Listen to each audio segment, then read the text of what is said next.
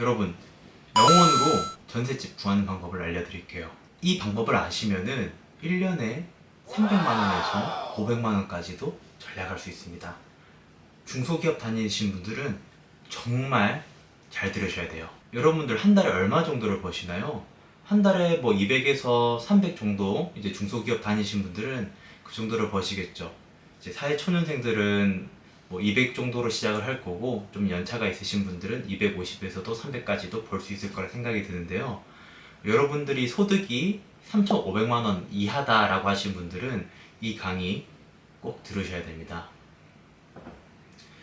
첫 번째로 이 명원으로 전셋집 구하는 전체적인 프로세스를 제가 간단하게 설명을 드릴게요. 첫 번째, 일단 신용대출을 받으세요. 500에서 한 1000만원 정도까지면은 충분합니다. 사실 500만원이면 충분해요. 그리고 나서 두 번째, 이제 갭 차이가 나는 전세랑 매매가가 약 한 150% 정도 차이가 나는 집을 구합니다. 웬만하면은 오피스텔보다는 아파트가 좋아요. 그리고 이 아파트를 구한 다음에 세 번째로 부동산에 연락을 해서 중소기업 청년 전월세 대출이 되는지를 확인을 하고요. 그다음에 네 번째, 첫 번째 신용대출로 받았던 500만원 있죠. 그 500만원으로 계약금을 지불을 해요. 5% 정도의 계약금이 들어갈 거거든요. 그러면 그 계약서를 가지고 100%가 된다고 하는 은행을 찾아갑니다.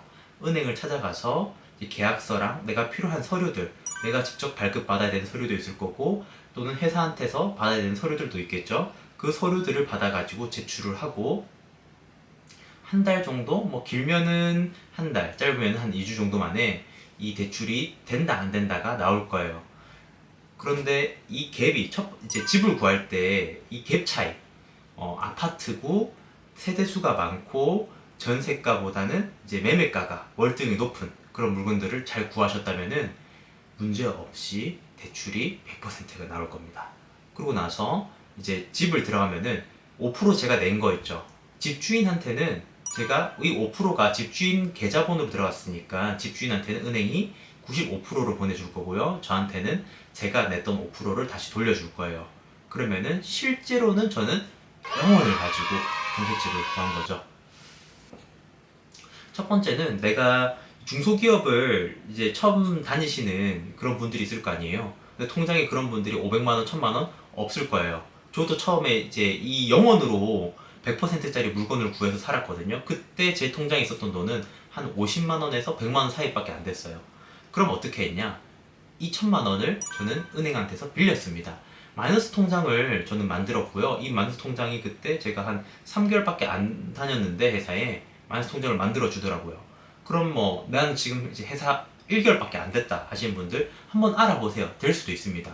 그리고 만약에 내가 대출이 안 된다라고 하신 분들은 부모님한테 얘기를 하거나 주변 지인한테 얘기를 해서 500만 원만 잠깐 빌려보세요. 그 정도는 할 수 있잖아요. 그죠? 이래서 첫 번째 제가 500만 원 정도 전체 전세금에서 5%입니다. 5%. 5%를 낼 수 있는 돈을 빌렸어요. 두 번째, 그럼 전셋집을 찾아야겠죠. 네이버 부동산에 들어가서 실거래가를 확인을 합니다. 실거래가를 확인을 했을 때 이 월세, 아니죠. 전세랑 매매가의 차이가 약 150% 정도 차이. 그러면 전세가가 1억일 때 매매가는 1억 5천 정도 되는 물건을 찾으셔야 돼요. 이건 어쩔 수 없이 여러분들이 이제 필터를 걸어 놓잖아요. 필터를 걸어 놓을 때 아파트로 걸어 놓고요. 웬만하면 아파트로 하세요. 빌라보다는 아파트가 훨씬 좋습니다. 아파트를 걸어 놓고 세대수 한 뭐 500 이상 정도가 되는 세대수로 이제 걸쳐 놓고, 연식은 최대한 여러분들이 연식까지 다 가져갈 수는 없어요. 연식을 좀 노후된 거라도 잘 찾아보시고 전셋집을 구할 때 안에 인테리어를 좀 보시면은 그런 전셋집들이 충분히 있을 수 있습니다. 이렇게 찾았어요. 자, 이렇게 찾은 다음에 그 부동산으로 연락을 합니다. 이 부동산을 보면은 물론 매물이 많이 없어서 하나 정도가 떠 있는 부동산이 있을 수도 있고요. 또는 그 세대에 굉장히 많은 매물이 나와 있는 경우가 있을 수도 있어요. 많이 나온 경우에는 재건축으로 많은 사람들이 투자를 해서 물렸거나, 또는 재건축을 된다고 이제 정보를 알고 투자자들이 사놓고 전세하시는 분들을 이제 구하는 걸 수도 있습니다. 어쨌든 이제 요 부동산에다가 다 전화를 돌려요. 뭐 첫 번째부터 이렇게 얘기를 하시면 됩니다. 제가 중소기업 청년 전월세 100% 물건을 알아보고 있는데 혹시 지금 올렸던 매물번호 땡땡땡땡땡이 100%가 되는 물건이 맞나요? 라고 했을 때 이제 부동산 그 소장님이 얘기를 해주실 거예요. 100% 된다 또 안 된다라고 하시는 분들이 있을 건데 안 된다고 하면은 그 다음 또 이제 부동산 그 연락처를 보고 전화를 하면 됩니다. 그럼 100%가 된다는 물건이 나올 거예요. 그럼 그 소장이 이제 부동산이랑 예약을 하고 예약이 아니라 집을 보러 간다고 얘기를 하고 그때 내가 100% 되는 물건을 하나가 있으면 하나를 보면 되지만 보통 그런 된다는 분들이 하나가 아니라 여러 개를 가지고 계시거든요. 그럼 그 여러 개들을 다 볼 수 있냐 얘기를 하고 그날 가서 그 물건을 다 보세요. 그럼 보면은 그 중에서 제가 마음에 드는 물건들이 있겠죠. 그럼 그 물건을 찾아가지고 얘기를 하고 물건을 이제 확인을 하는 거죠. 그 중에서 마음에 드는 거 있으면은 선택을 하시면 됩니다. 그리고서 이 물건에 대해서 뭐 등기부를 보시든 뭘 이제 직접 물어보시든 간에 근저당이 없다는 걸 확인을 하고 근저당, 가압류, 압류 이런 것들이 있으면 안 되겠죠. 뭐 그 다음에 뭐 가등기라던가 예약매매 가등기라던가 가처분이라던가 이런 특수적인 그런 등기사항이 없는지를 확인을 하셔야 됩니다. 근데 이거를 내가 직접 하지 않더라도 부동산에서 다 해주실 거예요. 그렇게 확인을 했다. 그럼 이 문제가 없어요. 그럼 그때 내가 이 집이 정말 마음에 든다. 그러면은 가계약금 뭐 50만 원이든 이제 보내놔도 되고 아니면은 내가 500만 원을 뭐 거기 500만 원이 아니라 5%죠. 전체 전세금의 5%를 보내고 이제 계약서를 쓰는 거죠.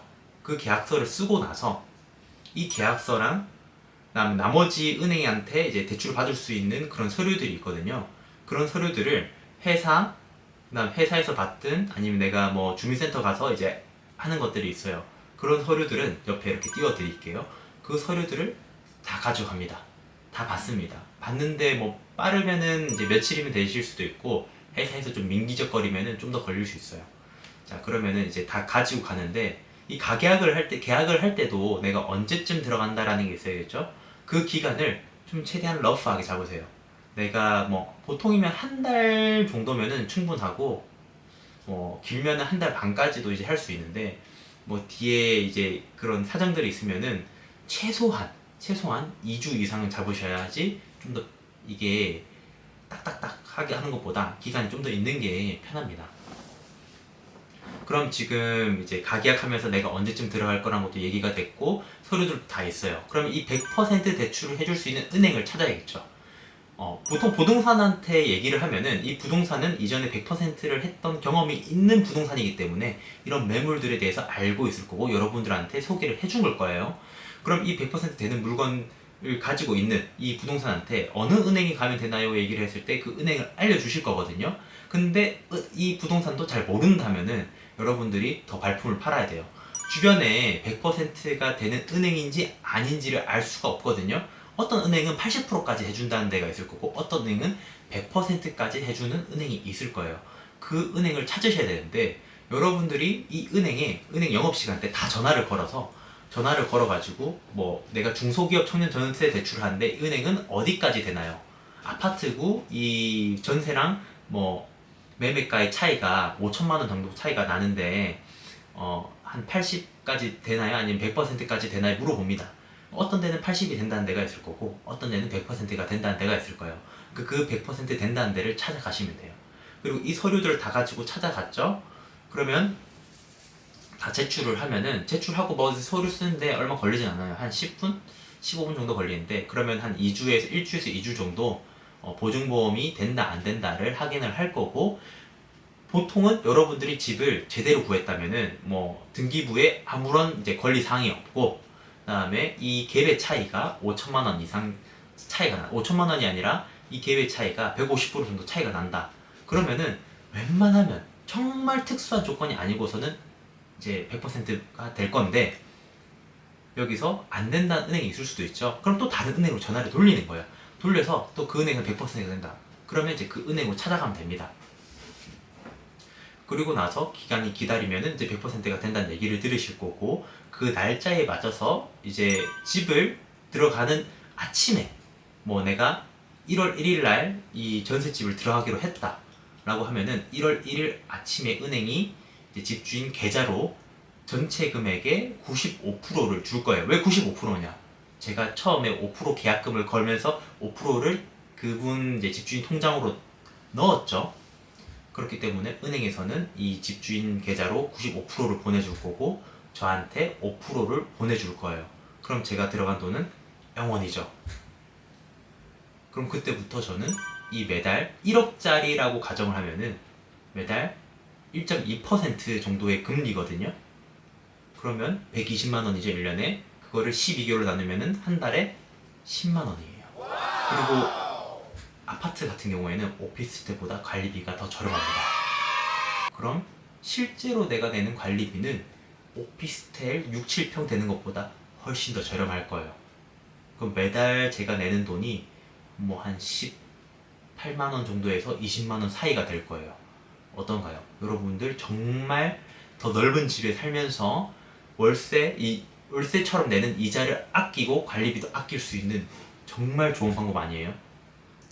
안 하시면은 여러분들이 병신인 겁니다. 진짜 꼭 하셔야 돼요. 그리고 내가 이 100% 받을 수 있는 조건이 안 된다. 대기업을 다니거나 3,500만 원 이상이다 하시는 분들도 이 대출, 그런 분들은 대출이 더 잘 나올 거거든요. 그런 분들은 이제 신용대출을 좀 더 받으셔가지고 80% 대출이 나오면 20%는 신용대출로 할 수 있는 방법을 찾으시면 됩니다. 그렇게 하더라도 여러분들이 월세로 내는 것보다 많이 저축하실 수 있을 거예요. 이 방법 꼭 쓰시고 여러분들 한 달에 30만 원이든 40만 원이든 꼭 아끼시길 바랍니다. 매달 저는 이 방법을 써가지고 중소기업을 다닐 때 매달 30에서 40 정도는 아꼈던 적이 있기 때문에 정말 큰 도움이 됐거든요. 여러분들도 이 방법으로 여러분들 계좌에 조금이라도 돈이 쌓이길 바라겠습니다. 우리 모두 힘내자고요. 부자 되는 그날까지 화이팅! 할 수 있습니다.